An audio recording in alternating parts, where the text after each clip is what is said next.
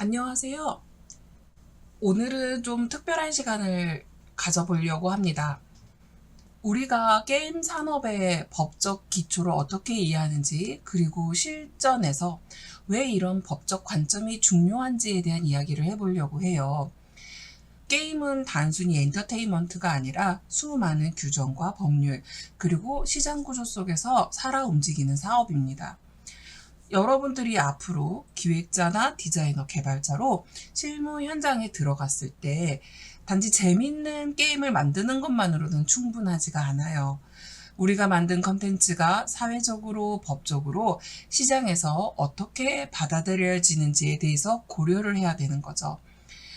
먼저 게임 산업법의 핵심 개념하고 2025년 시장에서 중요한 변화 포인트, 그리고 우리 미래 게임 인재들에게 요구되는 기획자의 시선이 무엇인지 얘기를 해보도록 할게요. 저는 사실 이 시간을 마련했던 가장 큰 이유 중에 하나는 이 수업을 통해서 여러분들이 법적인 것들을 이해하고 이런 것보다는 시장의 구조를 이해하고 기획자, 설계자의 마인드셋을 갖추기 위한 바람이 너무 컸어요. 여러분들이 이제 현장에 나가서 실무용 인재로 성장하는 시간이 점점 다가오고 있죠. 그래서 그런 부분에 대해서 여러분들이 미래를 준비하는 과정이라고 생각하고 이 시간을 유의미하게 활용해 주시기 바랍니다. 게임 산업은 최근 몇 년 되게 급격한 시장 확대를 보여주고 있어요. 이게 단순히 취미를 넘어서 경제적으로 막대한 규모의 자본이 투입이 되고 있고, 또 사회의 문화적 영향력이 점점 커지고 있죠. 이처럼 시장 생태계가 성장을 하면서 다양한 이해관계자들이 함께 경쟁하고 협력하는 가운데 예기치 못한 사고들이 발생하고 있어요. 대표적으로 청소년의 게임 과몰입, 불법 행위라고 해당하는 것들은 뭐 해킹이라든지 아니면 불공정 거래. 불공정 거래 하면은 여러분들이 제일 먼저 생각하는 게 아마 아이템 거래일 거예요. 그 외에도 개인정보 침해, 또 확률형 게임, 그 어떤 아이템을 확률형으로 제공을 하는데 그거에 대한 정보를 비공개로 한다든지, 사실 이런 문제들은 사회적 논란이 반복적으로 계속 발생하고 있어요. 그럼 이런 문제들은 단순히 기업과 이용자의 사이의 문제로 끝나는 게 아니라는 것에 더 큰 이 문제가 발생을 해요. 결국 산업체의 신뢰와 지속성에 영향을 미치기 때문에 가장 큰 문제고 개선되어야 되는 상황인데요. 이거를 단순하게 기업과 이용자한테 야, 너희가 이것들에 대한 것들을 스스로 통제해라 라고 했을 때 과연 잘 될까요? 이 법적 규제가 필요한 이유가 바로 여기에 있습니다. 시장 자율에만 맡길 수 없는 부분들, 사회 전체의 안전과 공정을 위한 기준이 필요하다는 거죠. 이 역할을 감당하는 것이 바로 게임 산업 진흥에 관한 법률이라는 거예요. 이 게임 산업 진흥에 관한 법률이라는 거는요, 기본적으로 담고 있는 내용의 범위가 굉장히 큽니다. 기본 게임의 등급 분류라고 하는 그 부분의 기준이 되는 것도 이 안에 들어있고요. 그리고 아까 중요하게 얘기했던 청소년 보호, 그리고 또 불법 행위에 대한 예방, 확률형 게임, 아이템들, 여기에 대한 정보 공개, 더불어서 아마 여러분들이 가장 의미 있게 생각하는 거는, 그리고 가장 중요하다는 얘기를 많이 들었던 게 바로 개인정보 보호일 거예요. 이와 관련해서 업계와 또 연관된 구체적인 규제들을 담고 있는데요. 이 법이 실제로 어떻게 작동하는지에 대해서 간단하게 설명을 한다면, 확률형 아이템이 2025년부터 관련된 정보 공개가 법적으로 의무화가 됐어요. 또 불공정 거래나 과몰입을 유발하는 경우에는 등급 분류를 거부할 수 있고 시정명령과 과징금 등 각종 행정체제가 따르게 됩니다. 그러니까 결국 이런 법적 프레임워크는 단순히 산업을 규제하는 것뿐만 아니라 산업의 건전한 성장을 지원하고요. 사회의 신뢰와 안전한 시장 환경을 만드는 역할을 합니다. 제 다음 페이지에서 이런 법적 규제가 구체적으로 무엇을 규제하는지 또 각 조항이 실제적으로 어떻게 작용하고 있는지에 대한 얘기들을 좀 할 건데요. 게임 산업의 시장 생태계는 최근 몇 년 사이에 정말 눈부시게 성장하고 있죠. 단순히 오락의 차원을 넘어서 다양한 연령층의 문화와 디지털 경제 중심으로 자리 잡으면서 산업의 영향력이 크게 확장되고 있어요. 이렇게 시장이 빠르게 변하다 보면 당연하게 청소년의 과몰입이라든지 불법 아이템 거래라든지 개인정보 침해라든지 확률 아이템 정보 비공개 같은 현실적인 문제는 등장하기 마련이에요. 그렇기 때문에 더 이 게임 산업 진흥에 관한 법률 여기에 이 법적인 프레임워크가 꼭 필요하다는 거예요. 이 법은 게임 산업의 건강한 성장과 이용자 보호, 산업 질서 유지를 목표로 게임의 등급을 분류하고 청소년 보호와 그 아래 이하 여러 가지 규제 장치들을 마련합니다. 확률화 아이템의 얘기를 잠깐 했었는데요. 이거에 대한 것들도 산정하는 기준 표시를 명확히 하고요.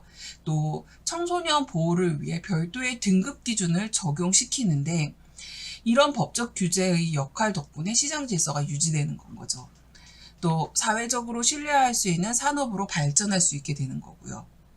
실제로 이런 규제들이 어떤 내용을 담고 있는지 우리가 구체적으로 알아봐야 하는데 게임을 기획하거나 개발하는 입장에서는 반드시 지켜야 할 법적 기준 그리고 실무적 포인트 이런 부분들을 여러분하고 같이 살펴보고 싶어요.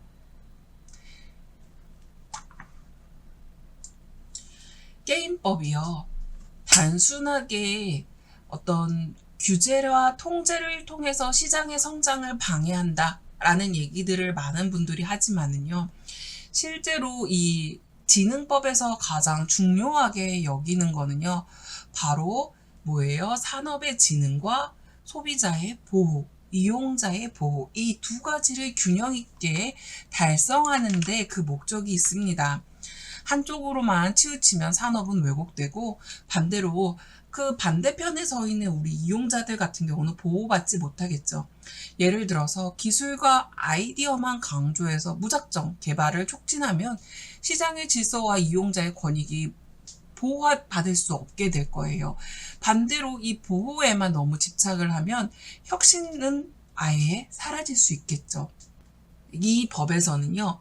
게임물, 그리고 게임 제공법, 그다음에 등급 분류 이 세 가지 핵심 기준을 중심으로 전체 규제 프레임워크가 돌아가는데요. 첫째, 무엇이 게임물인지 명확하게 정의하고 제도적 기준을 확립해야 합니다. 둘째, 게임을 어떻게 제공하고 영업하는지에 따라서 준수해야 할 법적 의무를 다루고요.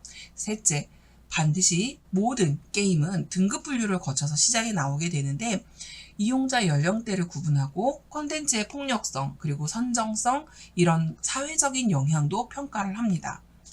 이 세 가지의 개념은 기획, 개발, 유통,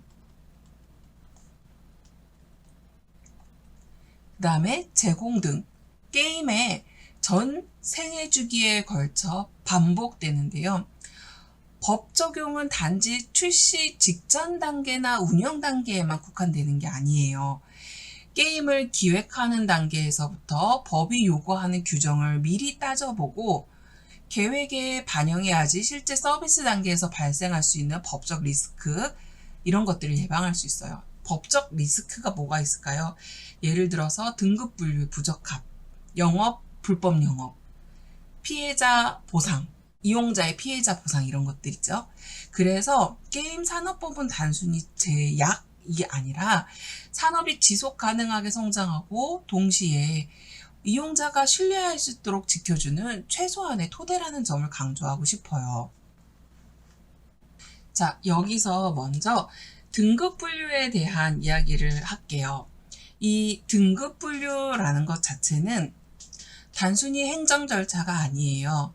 자, 청소년 보호와 건전한 시장 조성 이 두 가지를 핵심 목표로 하고 있습니다.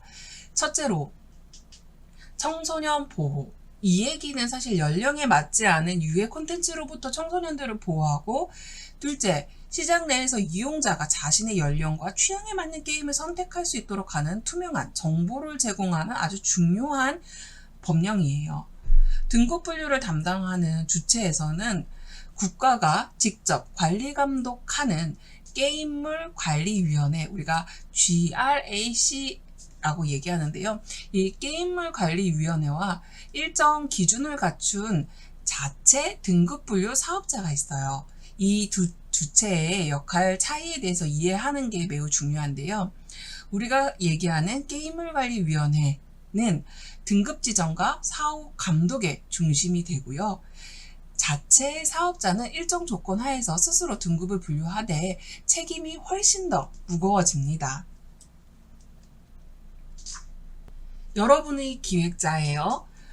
기획자는 초기 단계에서 어떤 연령을 목표로 할지, 컨텐츠의 수위를 어떻게 조절할지 이런 부분에 대해서 고민을 해야 해요. 사실 그래서 우리가 수업할 때 제일 중요하게 여기는 것 중에 하나가 시장 분석을 하면서 우리의 목표 타겟이 누구야?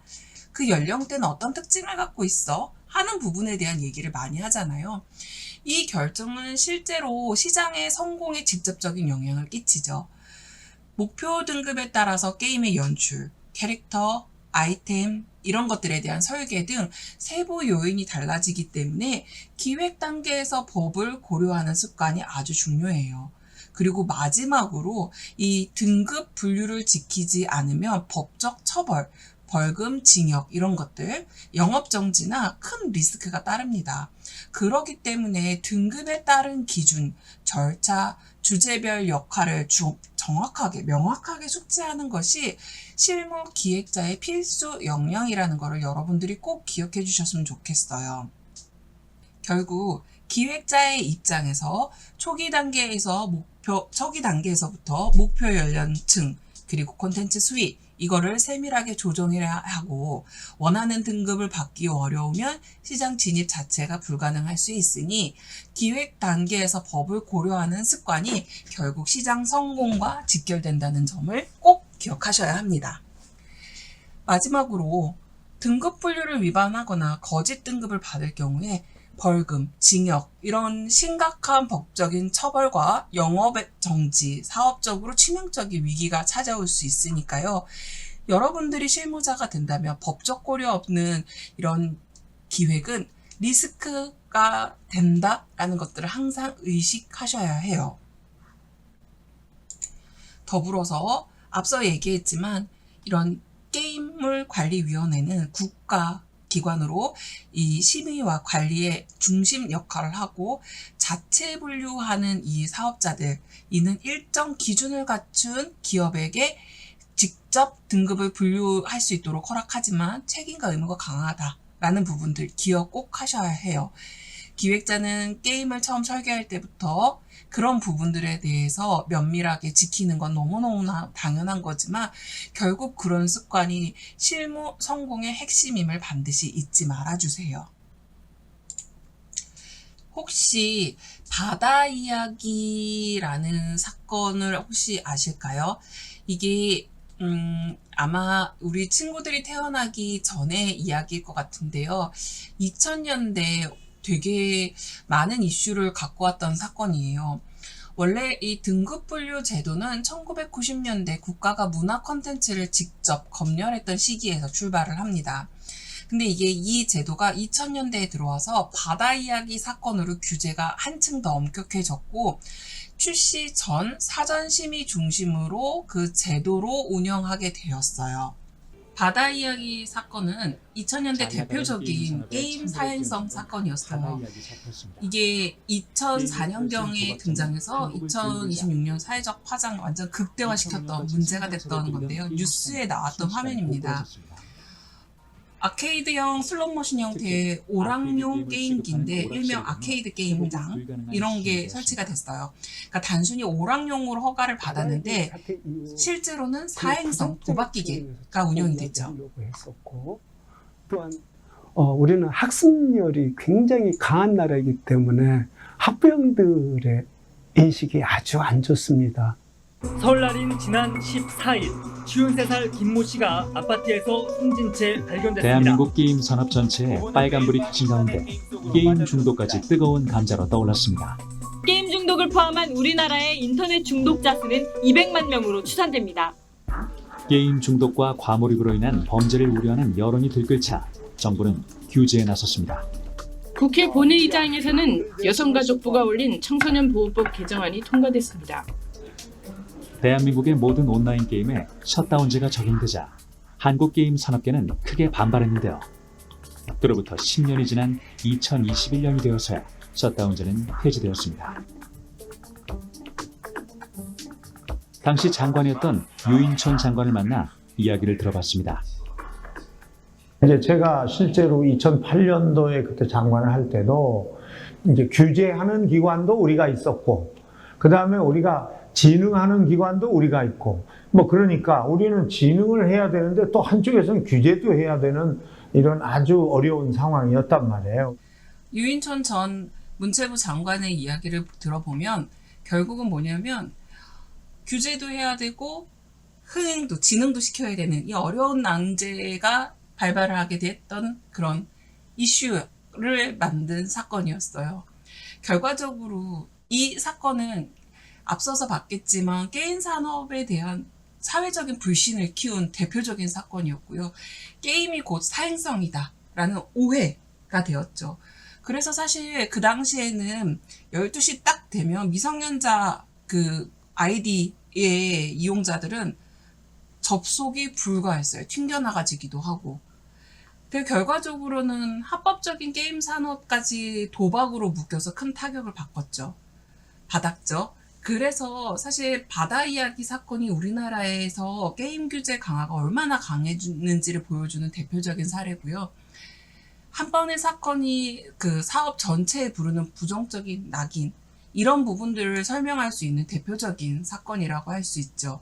그렇기 때문에 더 기획자와 개발자들은 게임의 본질을 오락으로 지키면서 법적인 테두리 안에서 설계를 해야 한다는 거, 이 점을 여러분들이 기억해 주셨으면 좋겠어요. 이제 이후에 들어오면서 바뀌었죠. 뭐 때문에? 플랫폼의 다양화로 인해서 규제에 대한 부분들이 많이 바뀌었어요. 디지털 환경에서는 모바일, 그리고 온라인, 콘솔, 이 플랫폼별 등급 심의 방식과 적용 범위가 달라지는 문제, 또 콘텐츠 업데이트와 DLC, 다운로드 콘텐츠를 얘기하는 거죠. 이것들에 대한 서비스 운영 전반에 걸쳐서 반복적으로 등급을 점검해야 하는 실무적 부담이 늘어난 것도 최근의 변화의 아주 중요한 특징입니다.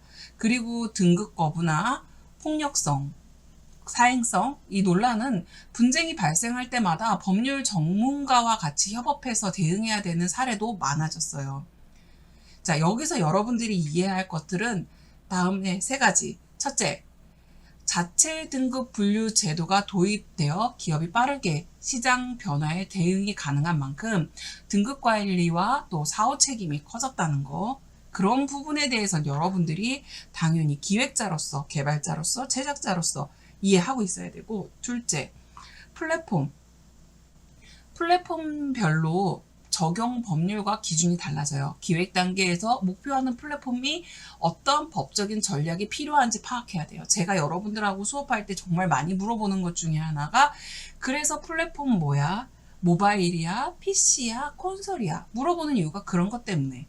자, 그리고 마지막으로 등급 분류 한 번에 끝나는 절차가 아니라 게임 서비스가 지속되는 동안에는 계속해서 반복 관리해야 하는 역동적인 요소라는 점 항상 염두에 두세요. 등급 분류 체제와 제도의 변화의 흐름을 이해를 하면 실무 현장에서 필요한 법적 감수성과 관리 역량을 함께 갖추는 것이 바로 실력 있는 기획자의 출발점입니다.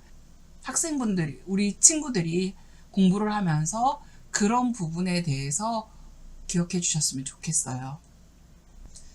최근에 문제가 됐던 게임 산업의 가장 핫 이슈는 바로 앞서 바다 이야기와 같은 사회성 게임과 확률형 아이템에 대한 논란, 그리고 이를 둘러싼 등급 분류에 대한 강력한 법적인 규제, 이게 이슈였는데요.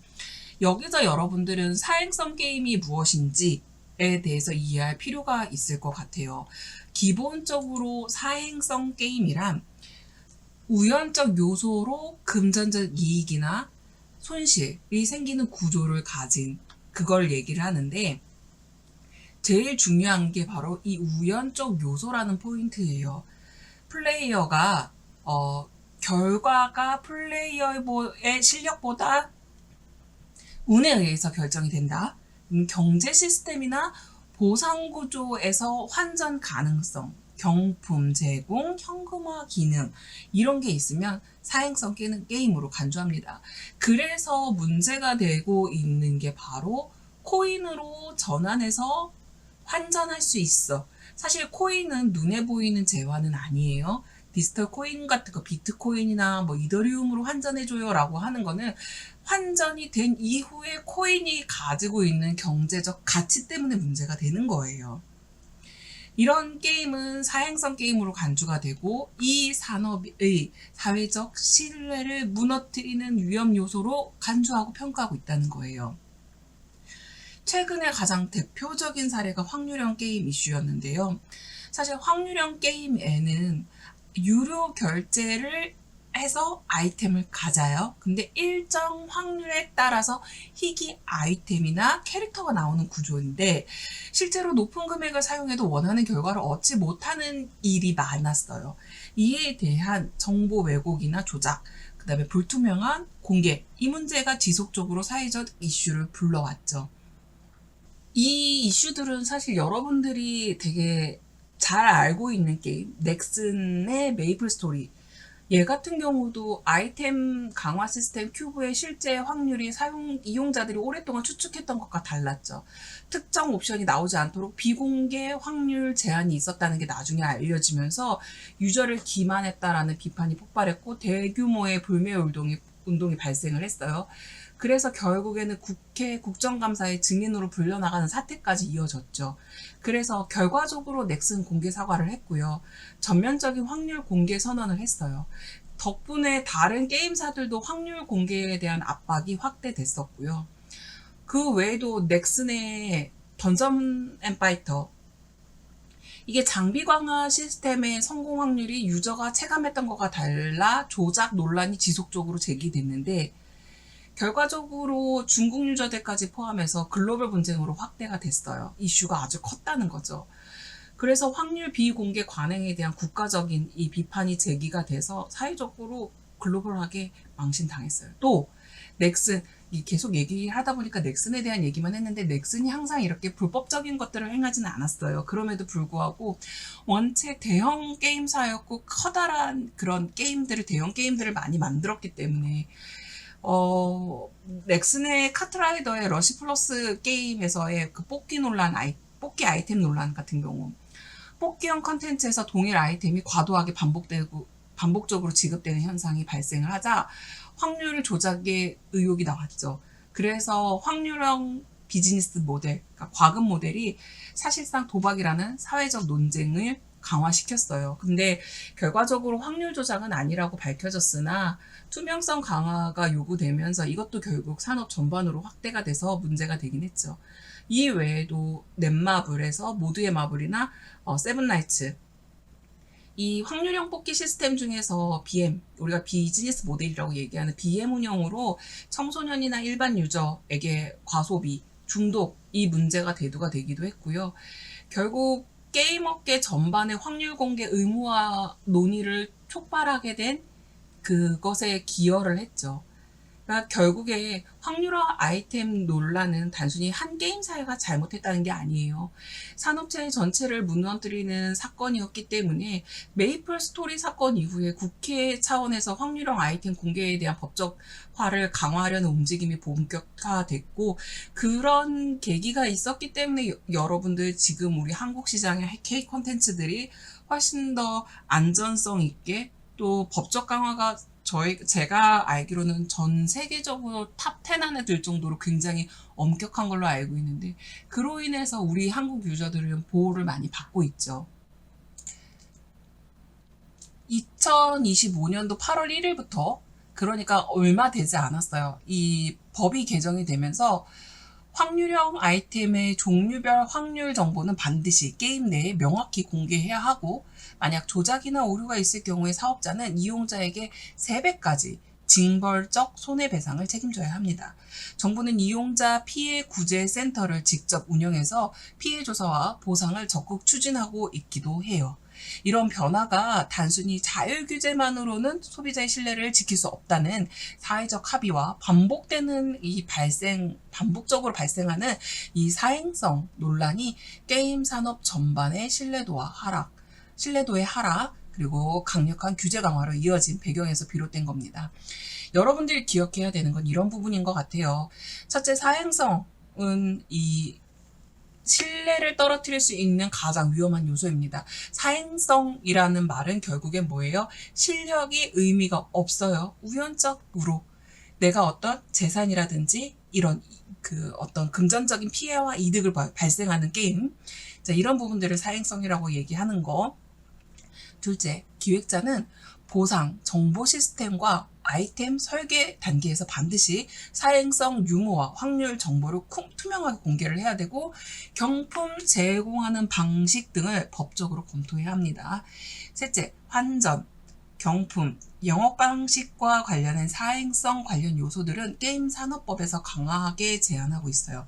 그렇기 때문에 위반 시에 게임 서비스 중단, 막대한 벌금, 처벌 등 심각한 사업 리스크로 이어질 수 있으니, 그런 부분은 결국 게임의 성공의 재미와 창의성뿐만 아니라 신뢰받는 구조와 그 엄격한 법적 기준이 함께 준수할 때 비로소 가능하다는 점을 유의하고 충분히 고민하고 기획하셔야 돼요. 사행성 게임과 확률형 아이템의 주요 이슈를 중심으로 현재 게임 산업에서 등급 분류, 그리고 왜 법적 규제가 중요한지 실무적 관점의 종합 해석으로 설명을 드렸는데요. 여기에서 여러분들이 실무자로서 반드시 해야 하는 게 경제, 보상구조, 확률형 아이템, 경품, 환전 가능성 있는 이 모든 게임 구조에서 반드시 사행성 여부를 검토해야 한다. 이거 반복적으로 얘기하고 있죠. 출시 직전까지 법령을 반복 점검해야 한다. 만일 위험의 소지가 있다면 즉각 구조를 바꾸거나 기획 중단까지 검토해야 되는 아주 엄격한 태도와 습관이 필요해요. 자, 게임의 재미와 창의성 못지않게 반드시 구조적으로, 법적으로 신뢰성 있는, 그리고 또 책임성 있는 이런 것들을 갖춰야지 시장에서 인정받을 수 있다는 점 꼭 명심해 주시기 바래요. 실제로 실무에서 어떻게 이 게임법들이 작동하는지에 대한 제가 3가지 사례를 예시를 들려고 하는데요. 우선 확률형 아이템 사례 같은 경우는 앞서서도 얘기를 했기 때문에 스킵을 하고, 첫 번째 등급 분류 오류 및 제재에 관련된 부분은 사실 우리나라에서는 이미 이런 부분들을 굉장히 강화하고 있기 때문에 크게 문제된 적은 없으나, 문제는 해외 게임 플랫폼, 우리가 많이 쓰고 있는 우리 친구들이 PC 게임 같은 거 할 때 주로 아마 스팀을 이용하지 않을까 생각을 하는데요. 스팀 플랫폼에서의 미등급 게임 서비스 사건이 2010년대에 발생을 했어요. 그러니까 해외 게임 플랫폼에서 국내 등급 심의를 거치지 않은 게임들이 다수 서비스가 됐는데, 게임물관리위원회에서 등급 분류를 받지 않았다는 이유로 서비스를 차단시키면서 시정명령을 조치를 했죠. 그러니까 결국 해외 플랫폼이라도 한국 내에 들어오면 이건 법적인 제재를 받아야 돼. 그래서 국내 출시 전에 반드시 등급 분류를 받아라 라고 얘기를 했던 거예요. 근데 그 청소년 이용 불가 등급을 받아야 할 게임이 잘못된 심의 과정을 거치거나 자체 등급 분류의 실수에 인해서 15세 이상가로 분류된 서비스가 있었어요. 그러니까 이 경우에 게임물관리위원회는 즉각 시정명령을 내리고 등급 분류 재분류하도록 했는데, 결과적으로 사업자한테는 과태료를 부과를 했죠. 그러니까 이 사례를 통해서 우리가 중요하게 생각해야 되는 거는, 이 등급 분류는 단순한 행정 절차가 아니라 시장 진입을 위한 필수 관문이라는 거예요. 기획자나 개발자가 한 부분을 소홀히 하면 잘 만든 게임이라도 한순간에 서비스가 중단될 수 있다는 거예요. 따라서 기획 단계에서부터 우리가 어느 연령층을 대상으로 하는가, 게임 내용 등급이 기준에 맞는가, 철저히 검토해야 되고, 자체 등급 분류 사업자라면 내부 심의 절차를 강화해서 오류를 방지해야 합니다. 이게 바로 법을 지키면서 산업을 안정적으로 운영하는 기본 자세라 하겠죠. 더불어서 불법 사설 서버, 게임머니 환전 이 부분 같은 경우는 대표적인 사건이 아마 리니지였을 거예요. 제 기억에 리니지 같은 온라인 게임에 사설 서버가 문제를 일으킨 적이 되게 많았던 걸로 기억하는데, 운영자들이 공식 서버를 모방한 불법 사설 서버를 열어요. 유저들이 모은 게임머니나 이 아이템을 현금으로 바꿔주면서 큰 수익을 챙깁니다.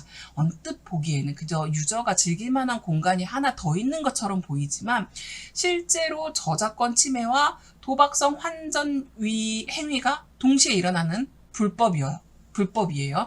결국 이런 사설 서버 운영은 게임 산업 위반으로 구속이 되고요. 결국 서버는 폐쇄되지만 관련 계정 모두 삭제되겠죠. 당연한 거예요. 이 사례의 교훈이 뭐였냐면, 사설 서버는 단순한 오락 공간이 아니라 불법 경제 생태계를 만들어내고 결국 정식 게임의 산업 신뢰도를 무너뜨린다는 거예요. 따라서 기업은 강력한 모니터링 체계를 갖춰야 할 뿐만 아니라 문제가 생기면 즉각 법적인 조치를 취해야겠죠. 여러분이 기획자가 된다면 게임 경제 시스템을 설계할 때 이런 불법 유통이나 환전 가능성을 원천 차단하는 장치를 고민해야 돼요. 이게 바로 건전 게임 생태계를 만드는 중요한 역할입니다. 산업군하고 시선이 조금 다른 게 바로 이 법을 판단하는 법원의 시점인데요. 자체 등급 분류와 관련해가지고는 우선은 기본적으로 법원은 자체 등급 분류의 자율성을 인정을 하지만 그에 따른 사업자의 책임을 굉장히 명확하게 했어요. 대표적인 사례로 2017년에 구글 플레이 미등급 게임 서비스 사건에서 국내 등급 심의를 받지 않고 서비스한 게임들의 문제가 되어서 거기에 대한 조치를 내렸어요. 자체 등급 분류 사업자가 국내법 기준을 지켜야 한다라는 점을 분명하게 한 사례고요. 사행성 여부 판단에 관련해가지고 법원은 바다 이야기 사건에서 이미 게임머니를 상품권으로 교환하는 구조 자체를 우리는 사행성으로 판단하고 있기 때문에 이후 확률형 아이템도 동일한 논란에서 선상에서 판단을 했어요. 게임 내 보상 시스템이 과다한 경제적 부담을 초래하는 경우 이거는 사행성을 조장할 수 있다라고 판례를 내렸고, 그래서 법원에서는 게임 내 사행성을 판단할 때 아까 얘기했던 우연성, 이게 그다음에 재산산의 이득과 손실 여부, 이걸 구체적인 기준으로 삼아요. 그래서 게임의 형태, 이용 방식, 경제 시스템을 종합적으로 판단해서 판례를 내리죠. 사건을 판결하죠. 현금 아이템 거래는 사실상 리니지에서 시작했다라고 보는 게 맞지 않을까 생각을 하는데요. 2010년대 리니지 아이템 전환 사건에서 법원은 게임 아이템이 현실에서 재산적 가치를 가진다고 판단을 했어요. 그래서 이로 인해 아이템 현금 거래 사이트 운영자가 처벌을 받았죠. 그러니까 법원은 특정 조건 하에 게임 아이템을 그러니까 단순하게 이게 어떤 IP로서의 가치보다는 재산적 가치가 있는 권리로 인정했다는 얘기예요. 아이템 거래를 중개하거나 불법 환전 서비스를 하는 운영자도 법적 책임이 물어진다는 거. 이건 여러분들도 조심해야 되는 거예요. 불법 거래 게임을 하는 유저라면 하면 안 되겠죠. 최신 판결에서 최근에 메타버스나 NFT, 블록체인 같은 신기술 기반 이런 부분에 대한 법적인 쟁점이 발생을 하고 있어요. 2022년도에 위메이드, 미르포, NFT 게임 사건. 그 게임 내 NFT 및 P2E 구조가 현행법상 불법 환전 및 사행성에 해당하는지 여부가 쟁점이었는데요. 이는 향후 메타버스나 블록체인 기반의 게임 규제 방향을 가름하는 중요한 판례로 뽑히기도 합니다. 이런 판례들을 쭉 훑어보면 결국에는 게임은 단순한 오락물이 아니라 법적으로 사회적, 경제적 영향력을 가진 산업이라고 볼 수 있는 거예요. 법원이 게임 아이템을 재산적 가치로 인정을 하거나 게임 머니를 환전수단으로 보는 사례를 통해서 우리가 이게 현실 경제와 직접 연결된다는 점을 명확하게 인지할 수 있게 되어버렸죠. 거기다가 자율성을 확대함과 동시에 아까 앞서서 유인총 장관의 얘기를 들었잖아요. 통제도 해야 되지만 지능도 시켜야 한다. 그게 결국에는 자체 등급 분류 제도가 도입이 돼서 플랫폼이나 사업자한테는 빠른 서비스의 자율성이 주어졌지만 그만큼 법적인 책임감도 강화되었기 때문에 기획하고 운영하는 단계에서 내부 심의와 리스크 관리 체계가 구축되어야 되는 거. 이건 필수라는 거예요. 거기에 기획자가 이런 부분의 마인드가 있어야 해요. 사행성 게임은 그 게임 산업 최대의 리스크였어요. 바다 이야기 사건, 그 외에 다른 유사한 사건들.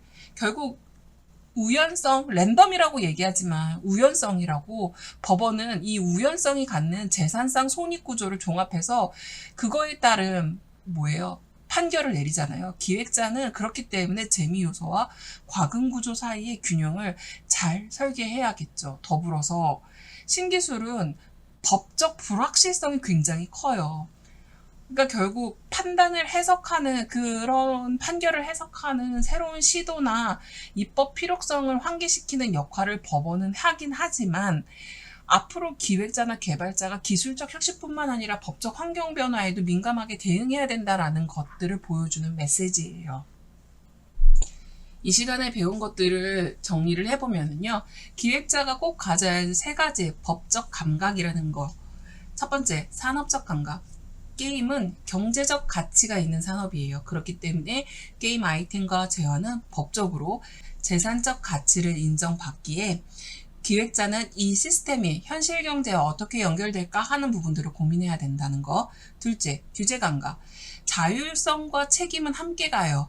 자체 등급 분류, 확률형 게임 공개 등 이 제도는 산업에 자율성을 주는 동시에 법적인 책임도 강화시키고 있습니다. 그렇기 때문에 기획 단계에서 내부 심의, 리스크 관리 체계를 반드시 고려해야 되고, 세 번째, 미래 감각을 키워야 돼요. 신기술과 법의 불확실성에 대비해서 어느 부분들까지 법적, 그다음 정책적 변화를 내가 기획자로서 기술 변화와 더불어서 모니터링 할 수 있는지 내 역량도 중요하답니다. 자, 다음 시간에는 저작물에 대한 저작권법에 대해서 얘기를 해볼 테니까요. 지금 이 시간에 배운 것들 잘 정리해 봐 주세요. 감사합니다.